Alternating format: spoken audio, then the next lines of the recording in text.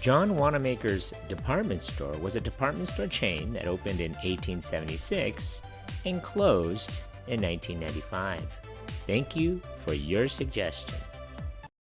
John Wanamaker thinks that sleeping can be an art, especially on this collection of polycotton percale sheets, now just $4.99 twin size. For instance, an Oriental classic from Fieldcrest, a modern masterpiece designed by Martek, and a timeless floral print by J.G. Hook. Designed so magnificent you could hang them on your wall. Now just $4.99 twin through September 21st at John Wanamaker, where saving is an art.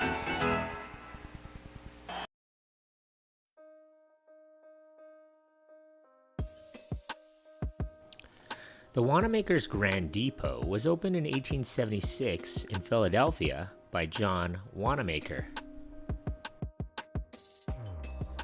In 1861, he and his brother-in-law Nathan Brown founded a men's clothing store in Philadelphia called Oak Hill. Wanamaker carried on the business alone after Brown's death in 1868.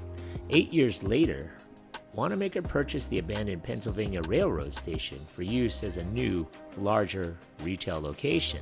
The concept was to renovate the terminal into a grand depot, similar to London's Royal Exchange Central Market, and a forerunner of the modern department store that was well known in Europe at the time.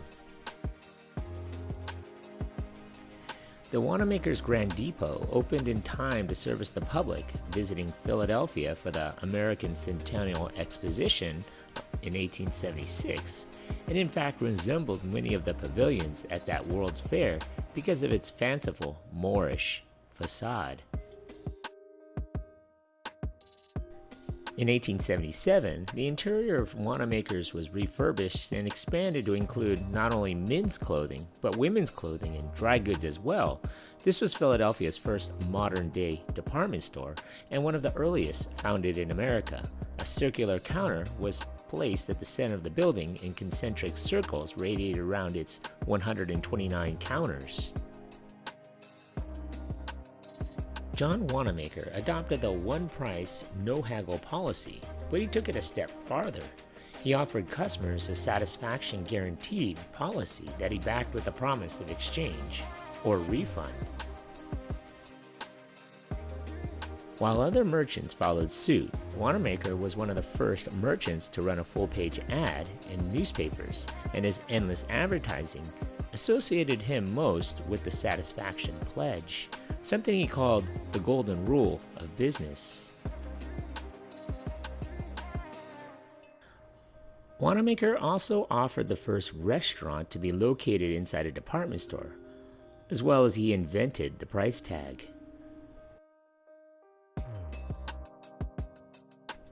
His employees were to be treated respectfully by management, including not being scolded in public, and John Wanamaker and Company offered his employees access to the John Wanamaker Commercial Institute, as well as free medical care, recreational facilities, profit-sharing plans, and pensions, long before these types of benefits were considered standard in corporate employment. The store was the first department store with electrical illumination, which was in 1878, the first store with a telephone in 1879, and the first store to install pneumatic tubes to transport cash and documents in 1880.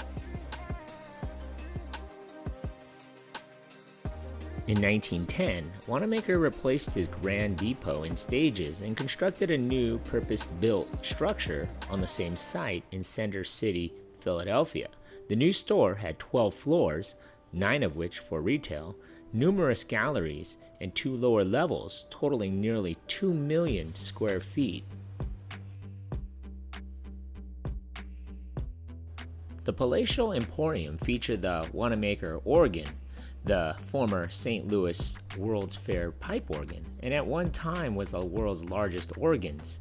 The organ was installed in the store's marble-clad central atrium, known as the Grand Court. Despite its size, the organ was deemed insufficient to fill the Grand Court with its music.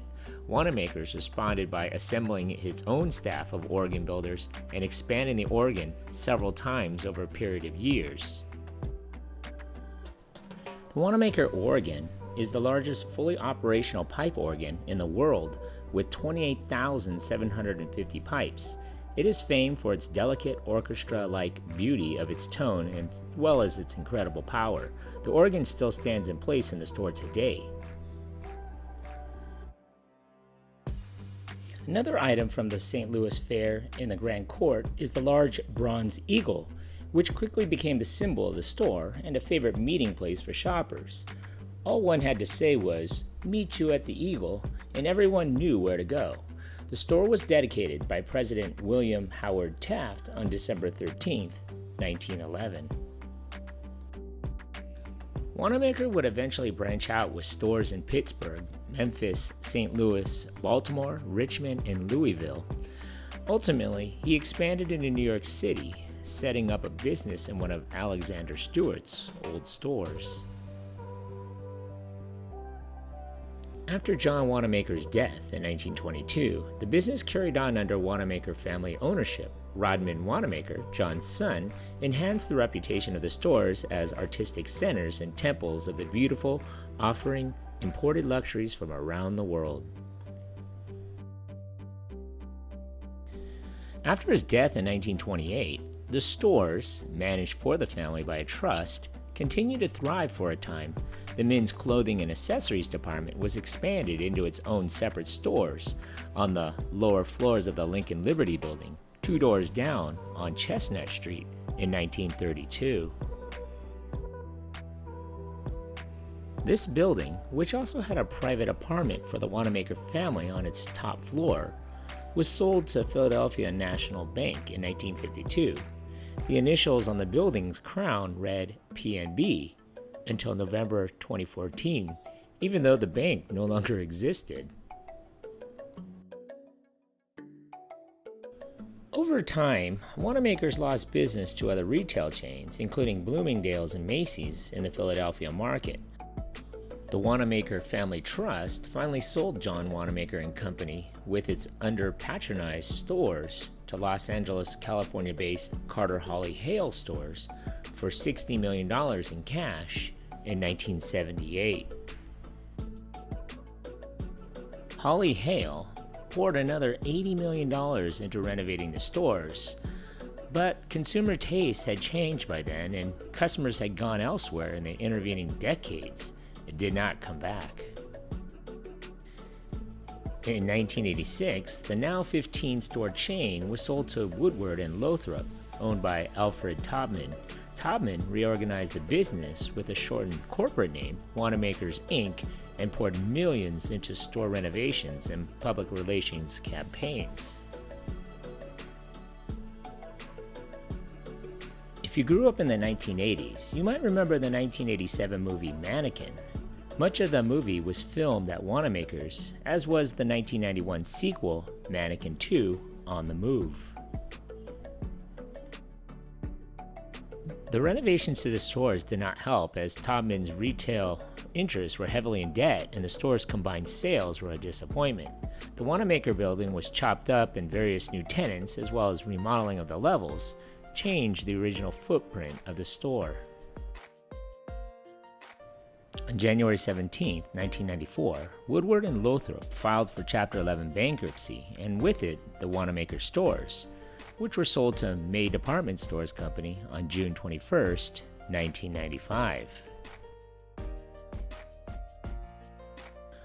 Wanamakers Inc. was formally dissolved, and operations were consolidated with May's Hecht division in Arlington, Virginia. After 133 consecutive years, the Wanamakers name was removed from all stores and replaced with Hecht. So what are some of your favorite memories of this place? Leave a comment or a suggestion for a future video below. Be sure to hit that like button. Thanks for watching.